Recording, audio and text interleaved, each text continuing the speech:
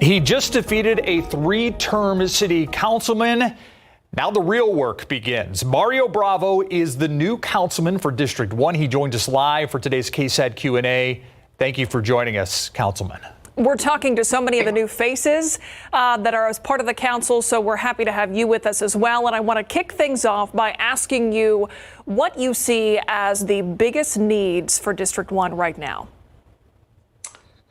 Oh, I don't know if I could narrow it down to just one thing. You know, there are a lot of needs right now. There are a lot of challenges around the North St. Mary's Strip that I've heard about from a lot of the people who live in that area. There are challenges with homelessness across the district and across the city. And then there are challenges with our property taxes and just making sure that we're not going to be taxing people out of their homes, and just the challenges that come with this being a city of haves and have-nots, with the kind of economic segregation that we have, just to make sure that we're protecting our most vulnerable as we come out of the pandemic, and we're looking to recover. How can we do so in a way that we make sure that we bring everybody along? You hit on a lot of things that have come up in our Fairfax KSAT San Antonio report poll that we do when we ask people what are the major concerns. Homelessness is always near the top, certainly in the top three. Do you have fresh ideas to bring to this problem that haven't been tried before? Well, I think I definitely have a few. I've done my best to meet with all the experienced professionals who work in this space, people who work on mental health services, people who work on drug addiction issues, people who operate shelters. And I think we can do a better job of working with all of them in a more collaborative way, making sure everybody's communicating and finding out where are the gaps in services that we're offering across the community, not just at the District 1 field office, not just in District 1, but across the city. And, learn where are the gaps in services, who's duplicating efforts, and how can we invest the community's tax dollars most effectively to support the experienced professionals who work in this space. You have worked a lot over the years on issues related to the climate, working with the Environmental Defense Fund, and you've been outspoken and critical of CPS Energy in the past. When it comes to issues surrounding the climate in San Antonio, excuse me, as well as CPS, are there specific changes that you would like to see accomplished in your term?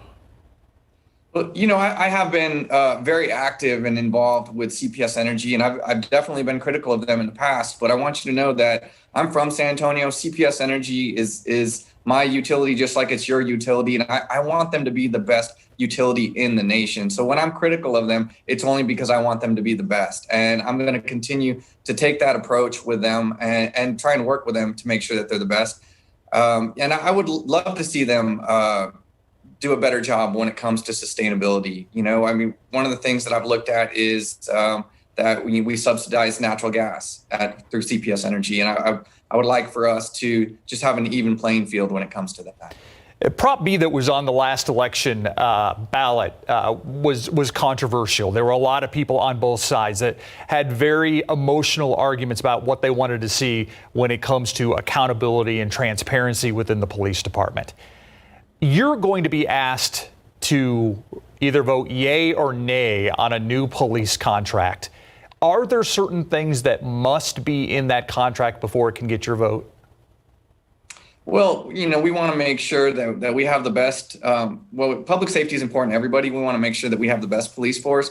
A part of that is rewarding the good officers to make sure they stay on the force. But the other part is making sure that we hold everybody accountable and making sure that we're not allowing excessive use of force incidents, and that we're part of protecting our communities, making sure that we're being able to fire the bad police officers. And so if there's not enough in there to ensure that we can fire the bad police officers and make sure they stay off the force, then I'm not going to support that contract.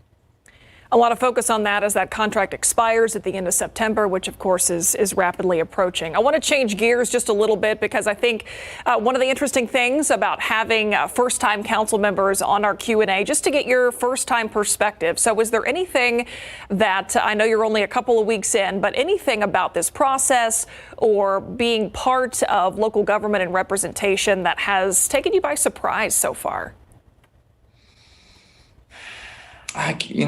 I don't think anything has taken me by surprise. I've been involved for a while, so I think I knew what I was getting into. And so, I've just, I haven't done a great job of communicating with the public. I just left City Hall right now, and I noticed my car was the only car in the parking lot.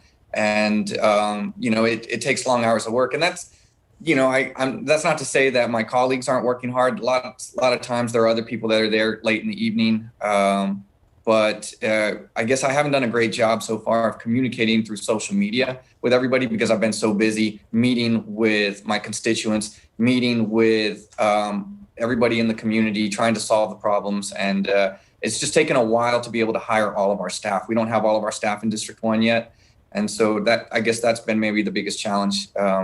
Once we have all our staff, I think we'll be able to be firing on all cylinders. Councilman Mario Bravo, appreciate your time and congratulations. Thanks a lot. We'll be right back.